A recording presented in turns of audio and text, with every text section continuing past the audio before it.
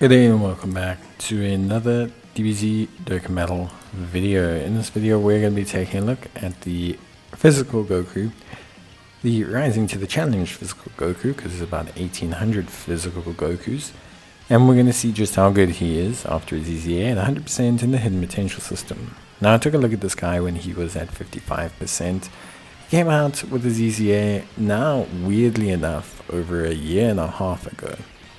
So it just shows how time flies. It's pretty crazy. His EZA came out a year and a half ago, and he is, not great. It's very weird how that happens in Dokkan, that some units can age out very quickly, but unfortunately this guy's kit didn't give him a lot of future protection.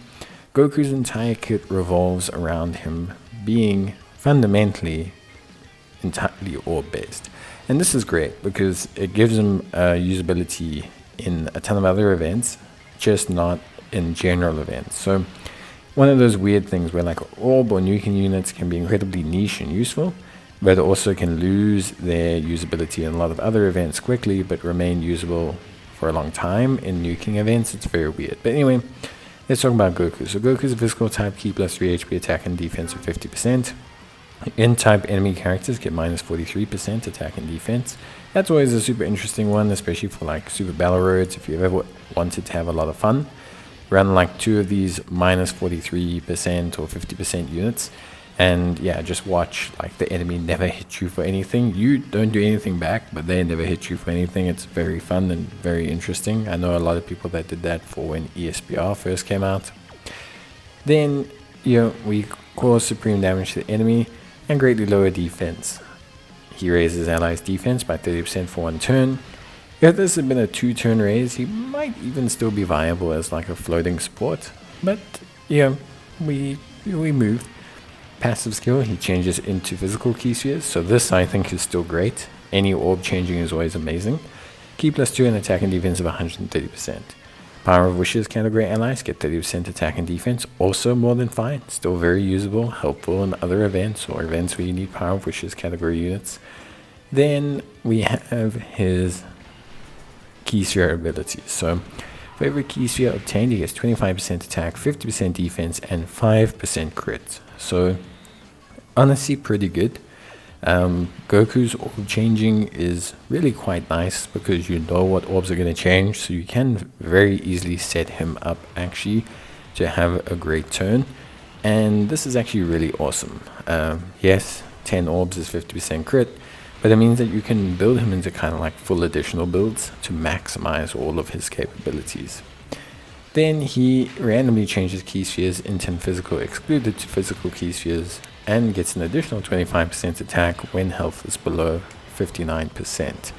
And that's also really, really good as well. Goku is a all additional style unit. Yes, if you want to use him in the latest red zones, give him evasion. But don't do this. Goku is going to mainly be for early to mid level entry hard meta content.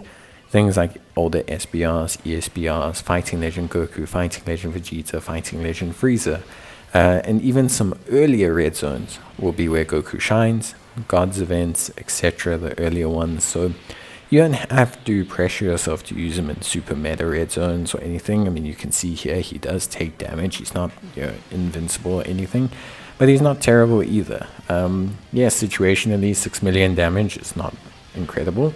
And yeah, when below 59%, he does push that bracket all the way up to 13 million. Obviously, that's assuming you have a full field of orbs, which we got really lucky with the setup from Int Gohan. But he's still a very interesting unit. Like I said, I think the problem they made was that they just didn't give him any future proofing. So he's just raw defense. He has no, damage reduction, no guard, no evasion. And nowadays, units just can't really exist in the top tier content without those things. Like the amount of raw defense a unit would have to have is literally like 1.4 million just to be able to tank normals from some bosses. So when Goku's sitting here with his 700k, which is not at all bad for the time he was, it's just not going to be something incredible. All in all, I think Goku's still pretty fun and pretty useful. Like I said, he's useful in a niche sense. Great for nuking events, orb changing, setting up your other units. You can use him to do punching bag events, anything like that. I think he's really useful and really fun. Z fighters, all in the family, in fighter, same warriors, prepare for battle experience. Fighters and fierce battle, all great link sets. He's on a decent number of categories as well. Not as many as you'd hope, because he's a movie Heroes Goku. He's from the Turles movie, but still, as a Goku, he's on quite a few categories.